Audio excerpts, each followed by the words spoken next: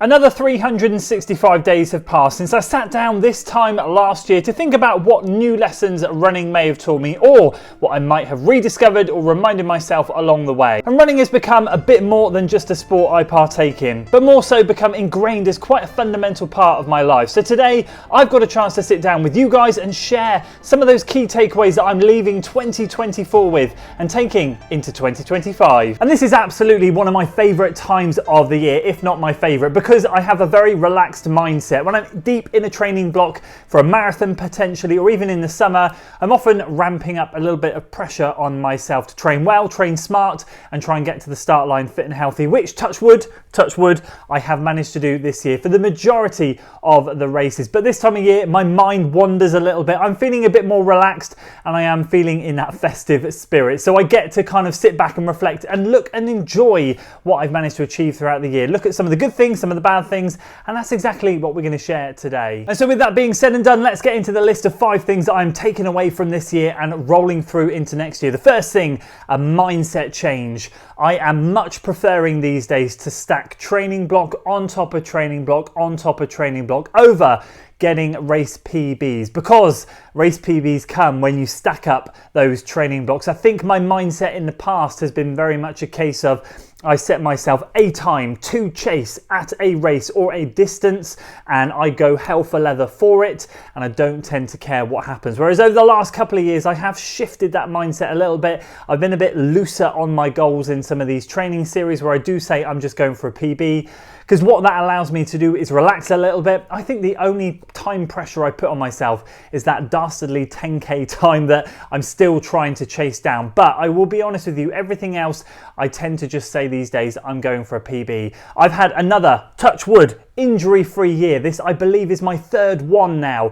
I had a calf injury about 3 years ago this time, which took me out for around 4 weeks. And the only other thing to note is London Marathon 22, I think it was, or was it 21? I can't remember. I think it was 2022 when I had a bit of a back injury in that taper week. I still managed to run the race. I took a week off after, as I would normally, and I gently got back into training. So I didn't actually have any time off necessarily for that. And I have, as always, like all of you, pick up the odd niggle here and there. I might have a day off. I might have to do a bit more stretching, strength and mobility, whatever it might be, but nothing has been serious over the last 3 years, and I'm so grateful. It's a massive change in mindset, and I'll explain a little bit more about that shortly. So yes, before we get to that, let's get into number 2, and that's respecting illness a little bit more than I used to, and I'm appreciating that the more I get older. This knocked me back earlier this year. I didn't get injured, but I got pretty sick. And my usual rule of thumb for illness is, and I've worked like this for a long period of time, if it's sort of neck up and the symptoms are just kind of a stuffy nose, sinusy, head, that sort of thing, as long as I feel okay, I'll tend to continue running. I might dial things back, I might even not session and just easy run, but I tend to find that I can carry on training through it and be okay out the other side. I just make sure I do my best not to overexert myself. If it's sort of neck down where it's chest, I tend to kind of put the brakes on a little bit more, maybe have a bit of time off. Now, that is not medical advice by any stretch of the imagination, but it's got me through over 10 years of running pretty successfully until this year, when I dug myself into one of the biggest holes I think I've ever dug myself into. Now, I have admitted this since the London Marathon, and I have said it in a few training videos, but if you were following the journey back then, you'll know that I was just battling week after week, and the problem was I was just trying to chase my tail, trying to get back to fitness, but actually the virus I caught really seemed to knock me out. I've had COVID, shall we say, before, and it had nothing on what this virus was. Honestly, it was absolutely horrific, and I wouldn't wish it upon anyone. We got over it, and obviously stats and heart rates and things started to drop in the May finally, but it wasn't until like I caught it end of January, early February. And because I kept training through it, I just made a right royal mess of myself. So I've been a little bit more cautious since then to respect illness more, take my foot off the gas a little bit more than normal. I got ill and sick last week. I adjusted things slightly. I adjusted my long run on this weekend, and what that's meant is I bounced back into this week feeling a hell of a lot better.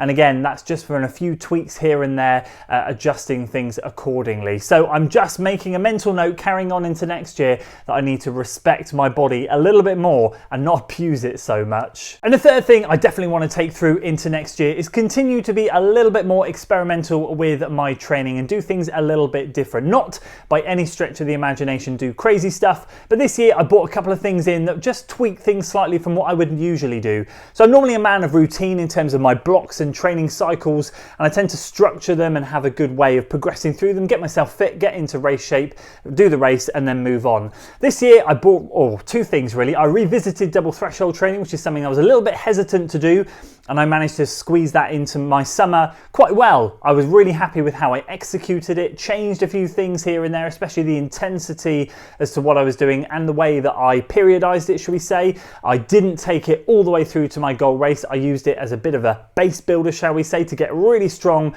put the marathon training on the top and got into what I would class as really good shape.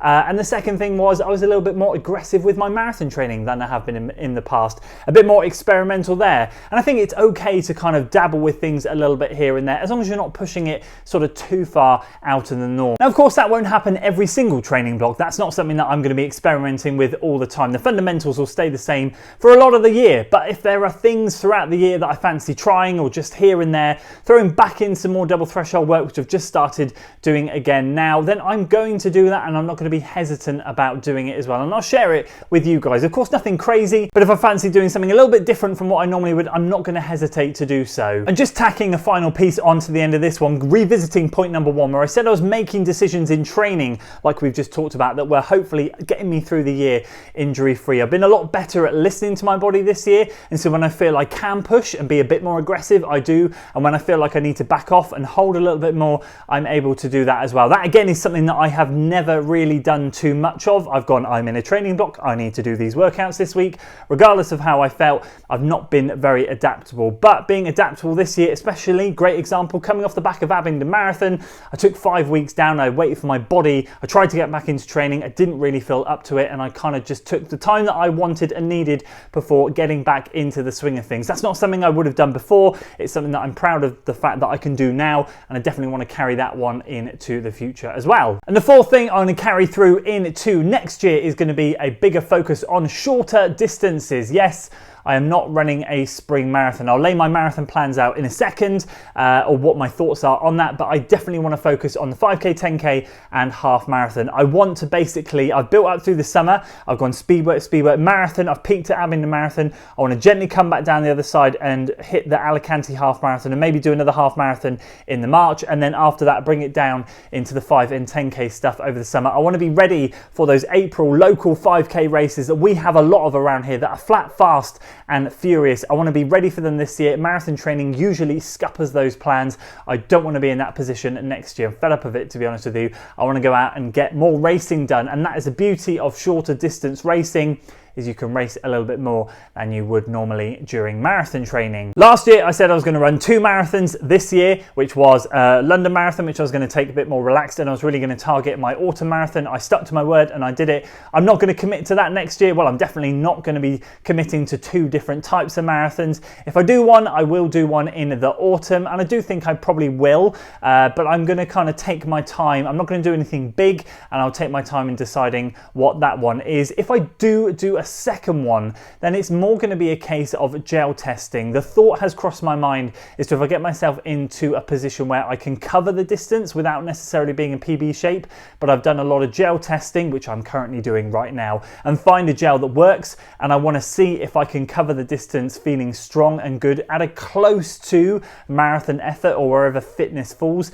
then I'm prepared to drop into a local marathon and give it a go. But I'm certainly not going to train for it, I'm certainly not going to target it, and I'm certainly not going to let it jeopardize any future races, and it will be done and dusted well before those April 5K races, if it even happens. But honestly, I'm fully focused on the 5, 10 and half, and I can't wait. And the fifth and final thing I'm taking into next year is rinse and repeat. Same effort, same desire, same hunger, same enthusiasm on my part. I just want to enjoy next year as much as I have enjoyed this year. Despite the blip in the early part of the year, I feel like I've had another really great year of running and I have enjoyed it so much.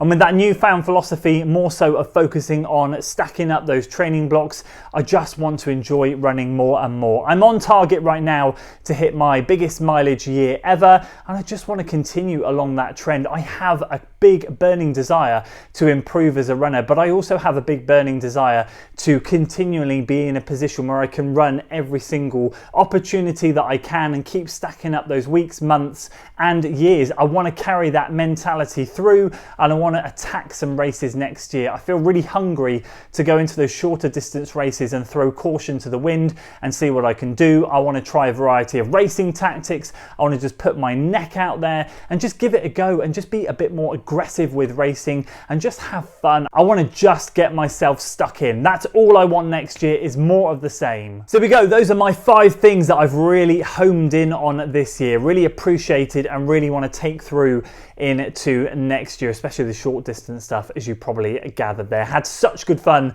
racing them this year. I can't wait to do more next year. I'd love to hear from you guys down in the comments below how you've got on this year and what mentality you'll be taking through into next year. It'd be great to hear from you. Please do drop a comment down there and I'll get back to you as soon as I can. That's it from me today, guys. I hope you enjoyed this one. If you did, please do consider giving it a like, share it with your friends, and of course subscribing to the channel for weekly running content. See you on the next one.